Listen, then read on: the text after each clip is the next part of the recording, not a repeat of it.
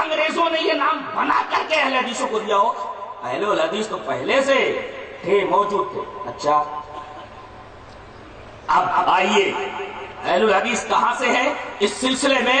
پہلی حدیث اس طرح: وعن ابی ہریرہ رضی اللہ تعالی عنہ انہ قال قیل یا رسول اللہ من اسعد الناس بشفاعتک یوم القیامہ قال رسول اللہ صلی اللہ علیہ وسلم لقد ظننت یا ابا ہریرہ ان لا يسألنی عن هذا الحديث احد اول منك لما رأيت من حرصك على الحديث. اسعد الناس بشفاعتي يوم القيامة من قال لا اله الا الله خالصا من قلبه ونفسه. رواه البخاری في کتاب العلم. حضرت امام بخاری شریف کے اندر کتاب العلم کے اندر روایت اسی طریقے سے ہے. میں نے عادت کے مطابق پوری روایت ریفر کر دی ہے. حضرت ابو ہریرہ فرماتے ہیں کہ جناب محمد رسول اللہ صلی اللہ علیہ وسلم سے انہوں نے پوچھا کہ اللہ کے رسول ایک سوال ہے. کہا کہ پوچھو. کہا کہ یہ بتائیے کہ قیامت کے میدان میں آپ کی سفارش کے درمیان آپ کی سفارش سے بہرور وہ کون سا خوش نصیب ہوگا جس کو قیامت کے دن میدان محشر میں آپ کی سفارش نصیب ہوگی. نبی کریم صلی اللہ علیہ وسلم نے ابھی جواب نہیں دیا بلکہ ابو ہریرہ رضی اللہ تعالیٰ عنہ سے یہ کہا: اے ابو ہریرہ مجھے یقین تھا کہ یہ سوال تم سے پہلے کوئی نہیں کرے گا،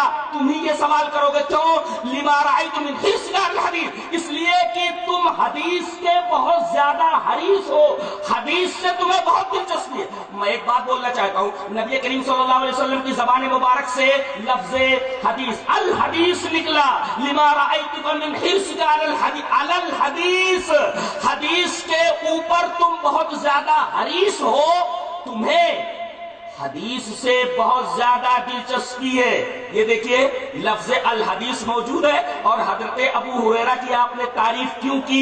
اس لیے کہ وہ نبی کریم صلی اللہ علیہ وسلم کی حدیثوں کو لکھتے تھے، یاد کرتے تھے.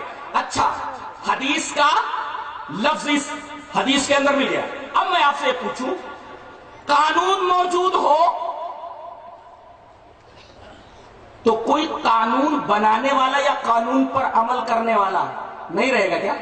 ارے قانون اگر موجود ہے تو سمجھ لو کہ قانون بنانے والا بھی موجود ہے اور قانون پر عمل کرنے والا بھی موجود ہے.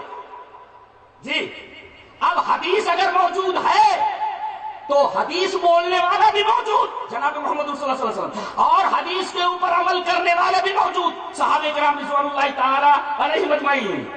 تو حدیث موجود ہو اس پر عمل کرنے والے اہل الحدیث نہ ہوں، یہ تو ہو ہی نہیں سکتا.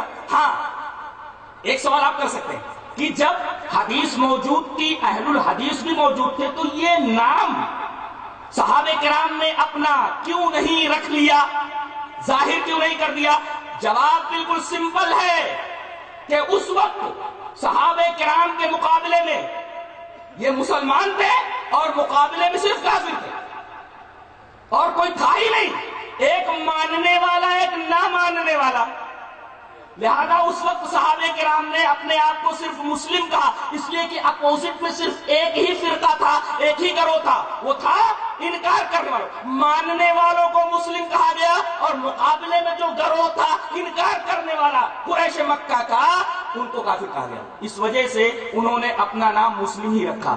لیکن جیسے بات آگے بڑھی اور لوگوں نے نص کے مقابلے میں، قرآن و حدیث کے مقابلے میں رائے کے اوپر عمل کرنا شروع کر دیا، یہ فلاں شخصیت کی رائے ہے، یہ فلاں امام کی رائے ہے، یہ فلاں مفکر کی فکر ہے، یہ فلاں قانون دا کا قانون ہے. جب لوگوں نے وحی الہی کے مقابلے میں رائے ظاہر کرنی شروع کی تو اب ان مسلمانوں نے، جنہوں نے اپنا نام صرف مسلم رکھ رکھا تھا، صاف کہہ دیا کہ ہم اصحاب الحدیث ہے، تم اصحاب الرائے ہو. کیا ایسا ہوا تھا؟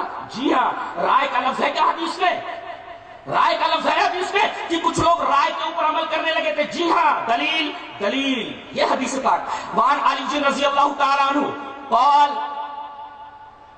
وعن علی رضی اللہ تعالی عنہ قال لو كان الدين بالرأي لكان اسفل الخف اولى بالمسح من اعلى وقد رايت رسول الله صلى الله عليه وسلم يمسح على ظاهر الخفين رواه ابو داؤد في كتاب الطهارة. حضرت امام ابی داؤد اس حدیث پاک کو ایسے کتاب الطہارہ کے اندر لائے. راوی نبی کریم صلی اللہ علیہ وسلم کے داماد محترم حضرت علی رضی اللہ عنہ. غور سے دیکھیے حضرت علی فرماتے ہیں کہ اگر دین کی بنیاد رائے کے اوپر ہوتی، لو کان الدین بالرائے، اگر دیکھنا ہو یہ حدیث ابو داؤد شریف کھول کر کے دیکھو، کتاب الطہارہ کے اندر یہ روایت مل جائے گی۔ حضرت علی فرماتے ہیں کہ اگر دین کی بنیاد رائے کے اوپر ہوتی، عقل کے اوپر ہوتی، تو موزے پر مسا نیچے سے ہوتا، اوپر سے نہیں۔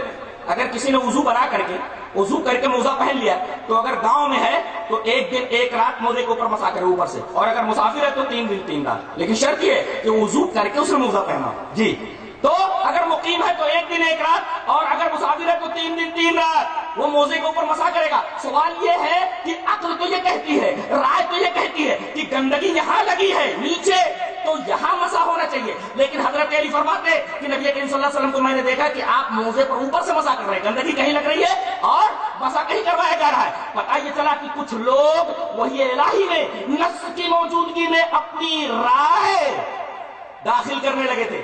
اس طرح جب وحی الہی کہ ماننے والے ہی صرف موجود تھے تو مقابلے میں صرف کافرین تھے، لہذا اہل الحدیث نام شو کرنے کی ضرورت نہیں پڑی۔ لیکن آگے چل کر کے جب لوگوں نے حدیثوں کے مقابلے میں رائے پیش کرنی شروع کی تو اب ضروری ہو گیا کہ مسلمان اپنے آپ کو اصحاب الحدیث کہیں کہ دیکھو ہم حدیث کے ماننے والے ہیں اور تم رائے کے ماننے والے ہو، ہم اصحاب الحدیث ہیں، تم اصحاب الرائے ہو۔ ضروری ہو گیا۔